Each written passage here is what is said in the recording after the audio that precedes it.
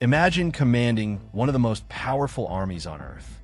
Thousands of tanks, hundreds of fighter jets, advanced satellites watching every movement from space.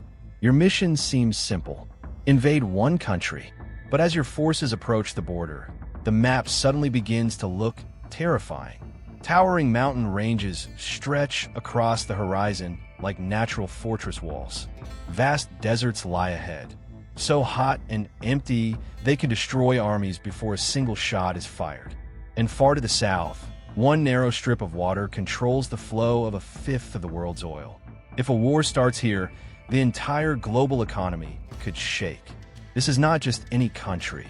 It is one of the most strategically protected nations on Earth. A place where geography itself fights alongside the defenders. And that country is Iran. For more than 4 decades, Iran has been locked in tension with some of the most powerful nations in the world. The United States has imposed heavy sanctions and repeatedly warned about Iran's nuclear ambitions. Regional rivals like Saudi Arabia view Tehran as their biggest strategic competitor. Meanwhile, global powers such as Russia and China maintain complicated partnerships with the country. In political speeches and military briefings, Iran is often described as a major geopolitical challenge. Yet despite decades of hostility, despite military buildups in the Middle East, despite conflicts across the region, one thing has never happened. No major world power has attempted a full-scale invasion of Iran. Not the United States, not NATO, not any regional coalition. And that raises a fascinating question. If Iran is such a major geopolitical rival, why has nobody invaded it? Why do military strategists often describe an invasion of Iran as one of the most difficult operations imaginable? The answer is not just about armies or weapons. It is about something much older, something written into the land itself. Mountains, deserts, strategic choke points, and a defense strategy shaped by centuries of history. To understand why Iran is so difficult to conquer, we need to look at the map. Picture the Middle East from space.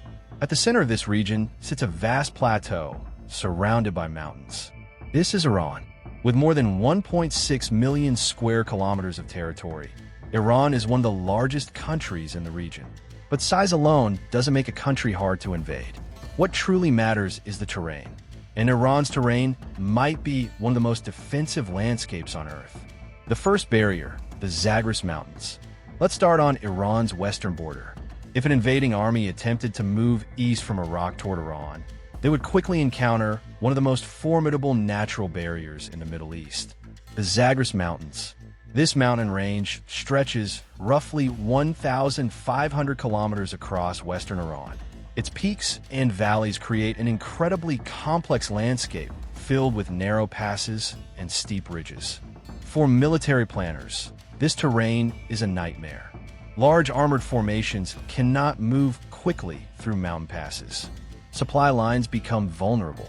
Convoys can be ambushed from high ground. History has shown again and again that mountains favor defenders. In fact, the Zagros Mountains have protected Persian civilizations for thousands of years. Even in ancient times, invading armies struggled to push through these rugged landscapes. Today, the same geography still exists. Modern tanks and vehicles may be powerful, but mountains are timeless. The northern shield, the Alborz Mountains.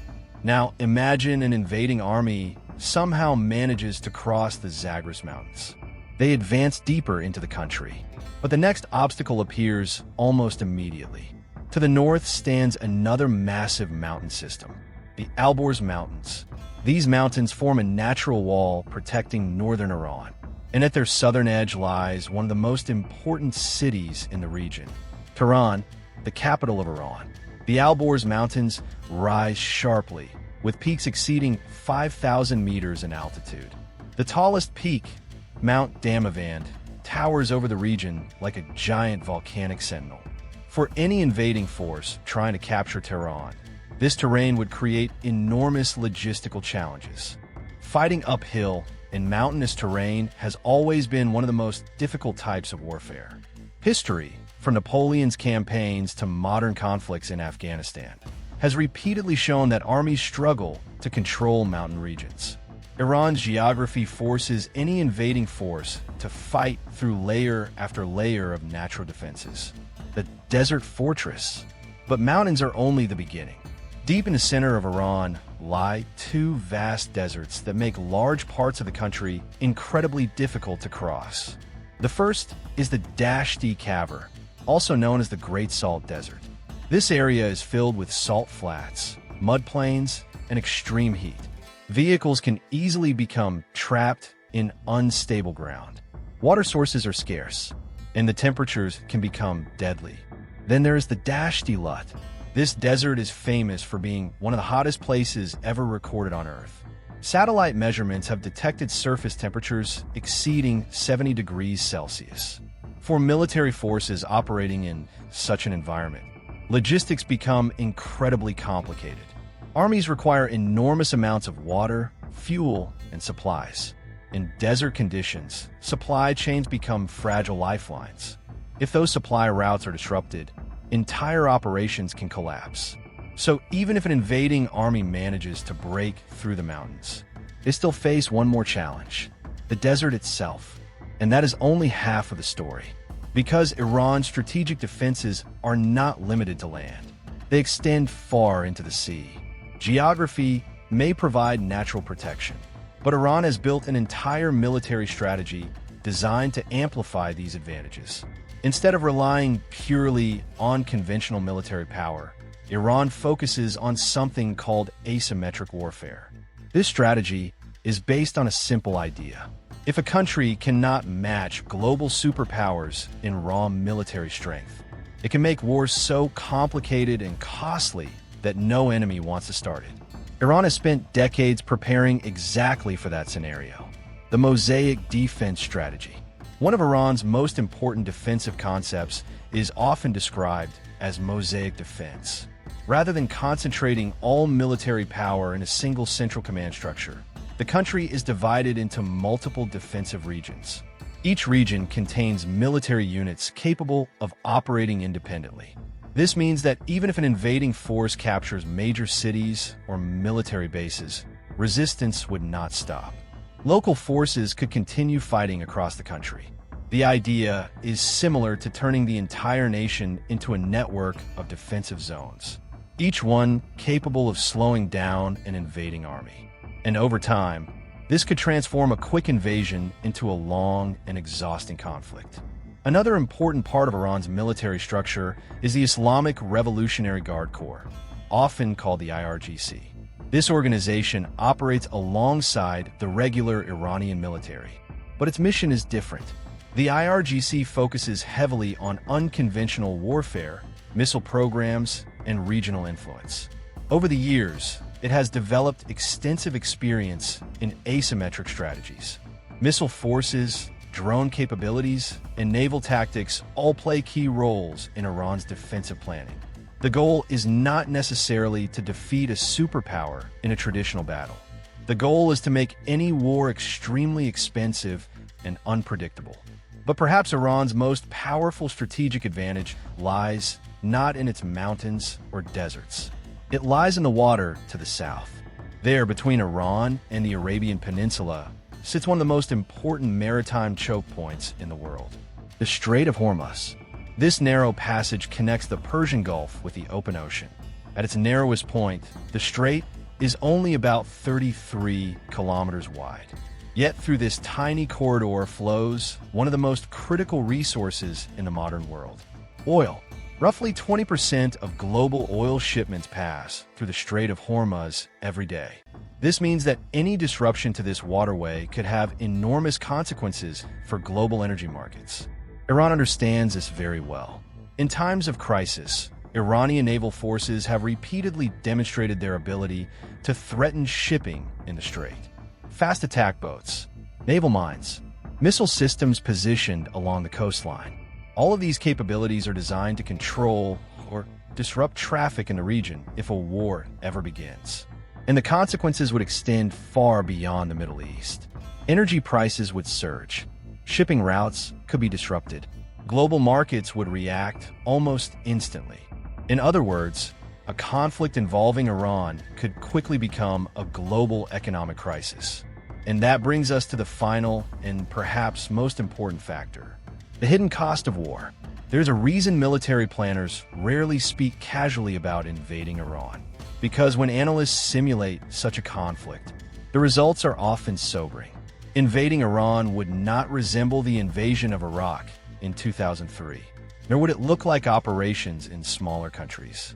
Iran is simply too large, too mountainous, too populated, and too strategically connected to the global economy. With a population approaching 90 million people, Iran is one of the largest countries in the region. Its cities are spread across plateaus and mountain valleys. Its terrain favors defenders, and its military strategy is designed specifically for prolonged resistance. Many experts believe that even if a powerful coalition successfully entered the country, holding and stabilizing it would be far more difficult than the initial invasion. Some analysts compare the potential scenario to Afghanistan, but on a much larger scale. A country where geography complicates military operations, where supply routes stretch across dangerous terrain, and where local resistance can continue for years. In other words, the cost of invasion could become enormous, not just in military terms, but also politically and economically. And the world recently received a reminder of how quickly tensions involving Iran can escalate. In recent years, crises around the Strait of Hormuz have periodically disrupted shipping routes and raised concerns about energy security. During one such escalation, reports suggested that naval mines had been deployed in the area, raising alarms across global shipping networks.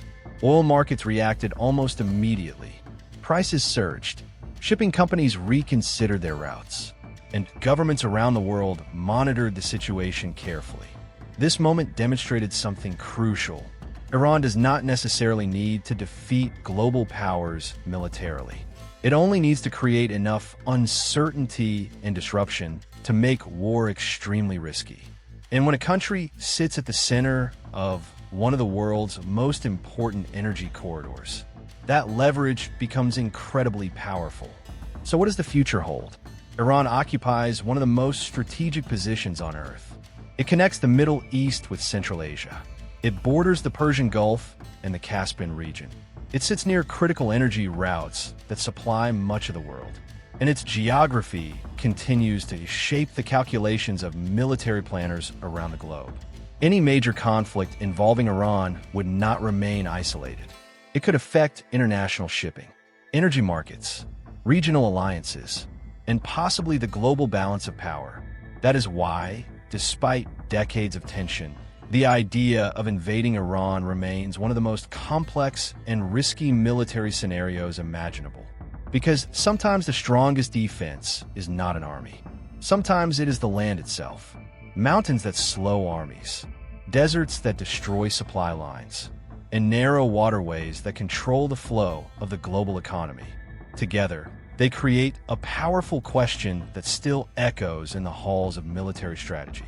If a major war ever erupted in the Persian Gulf, would anyone actually attempt to invade Iran? Or would its geography make it one of the most impossible wars of the modern era? Do you think any country could actually invade Iran? Or is it truly impossible? Let me know in the comments. And subscribe for more geopolitics analysis.